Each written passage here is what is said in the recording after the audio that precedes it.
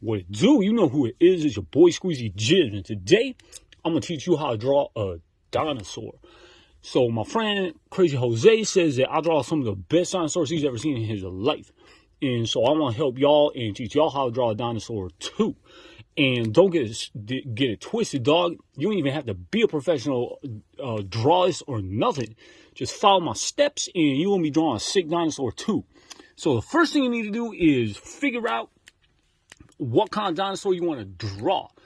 And for me, you know it's got to be a stegosaurus. And it's basically because when I was 8, my mom asked me what kind of cake I wanted, and I said I want dinosaur cake. And she said, what kind of dinosaur? I said a stegosaurus, and make it pink. And she did. It looked sick, homie. Unfortunately, it tasted terrible. It was just way too much salt, but it ain't my mom's fault. She's just addicted to soy sauce, and her taste buds is all fucked up. So, but other than that, it looked great. And since then, always trying to get at that stegosaurus, you feel me? So pick your dinosaur and pick it wisely, and that's your first step. So the second step is to get your paper, and normally I have extra pieces of paper around in case I fuck up, but the rest of the paper's in the other room, and I got blisters all over my feet and shit, so I ain't trying to walk out there right now, you feel me? So you want to get a pen.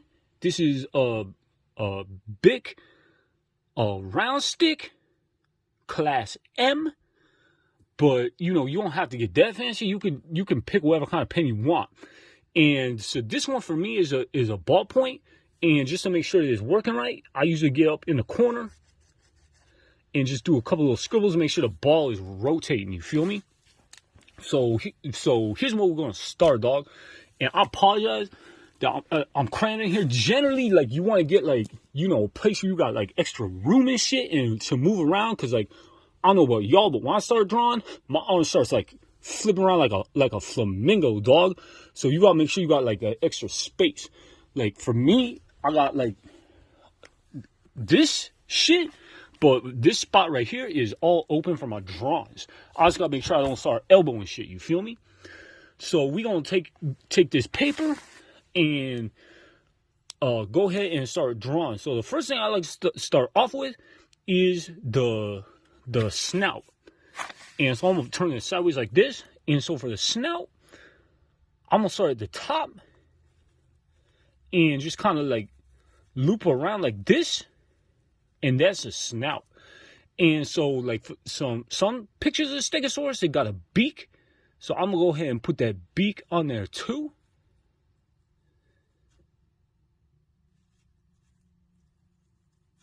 Just like that, dog. And you can also put the eye. Like that. And I know exactly what you're thinking right now. If you're thinking that looks like a bird, you right. It ain't no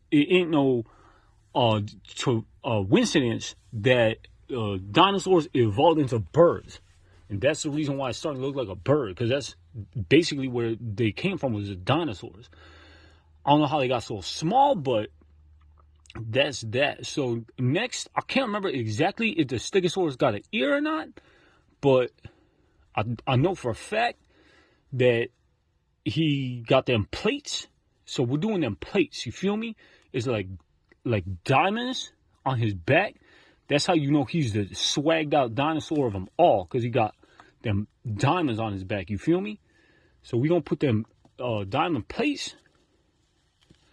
And if you're trying to, like, you know, figure out pen technique, like holding it and shit, like, I got really big hands, so it's hard for me just to hold anything that small. So I just, you know, try to pinch it the way that I can. I mean, there's different ways you can do it, like this. I mean, you can hold it like this. But if you do hold it like this, you gotta be careful, because you definitely will poke holes in the paper. And then you definitely need to have extra papers nearby. You feel me? Can't use your blistered up feet as an excuse for that.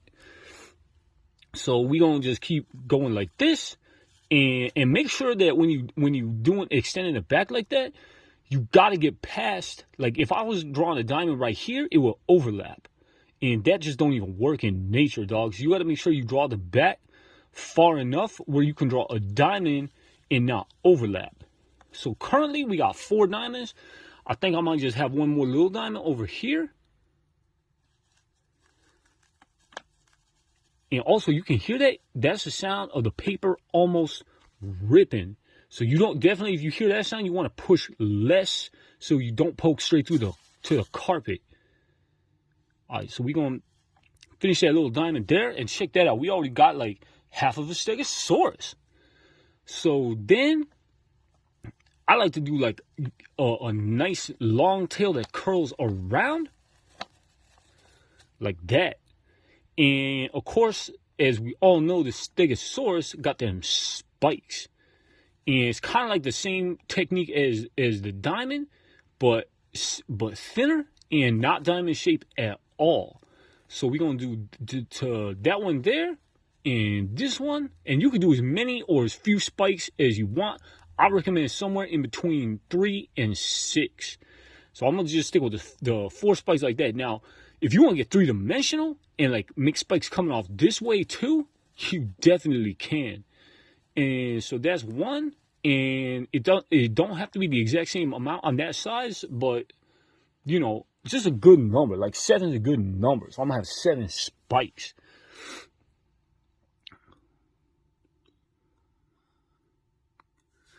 Hell yeah. So, and this is real important. Before you curl that tail up around, you want to make sure you draw the legs so you don't accidentally put the tail through the legs, because that ain't natural.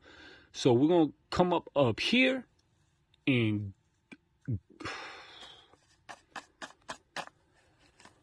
now, like, professionals are going to tell you, like, that's why you should have a picture, because, like, I'm trying to remember right now what the stegosaurus looks like, and like I can see it, and it's already really difficult to like take what's in here and put it out there. And so like I'm trying to like figure like I'm trying to figure out which way his knees bend. And so I think it's just a regular direction. So we're going to go ahead and do this. And it's the details that count, dog. So I'm doing a hoof like this. See, there's that sound again. Like, it sounds like I'm poking through. So I got to ease off on the pressure so I don't get ink in the carpet again. So we can come down like this and just make that. And that right there is the knee, the invisible knee. Like, you don't have to draw it, but you know it's there. And that's his hoof. So that's 1. And then we're going to come down like this and do 2. Again, want that hoof for realism.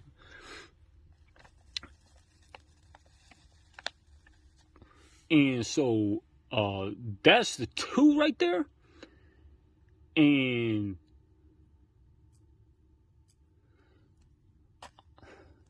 I'll be honest right now, like what it looks like in here is not really coming out to what it's looking like down there. And I'm sorry to get a little frustrated, but that's okay. Like, art is about frustration, you feel me? And if you ain't getting frustrated, you're doing something wrong. So we want to make sure that we can continue, and I'm probably going to like get up in his tail here like this, just so that I know where the legs are supposed to go, so I don't fuck that shit up. And it's coming together now, dog. So I'm gonna go ahead and pop that off like that. But you can tell, like, that's the tail, and this is the 3rd leg. And then we're going to do the last one like this. See, and that's important right there. Like, if I drew that line right through, it would look like the line is going through his tail. And that ain't going to work at all. So we're going to finish this. I'm running out of time here. Like, I'm trying to get this under 10 minutes. You feel me? So I'm just going to do a little bit of a speed run right here for a second. Just finish up that 4th leg. And there it is, dog. And always sign your art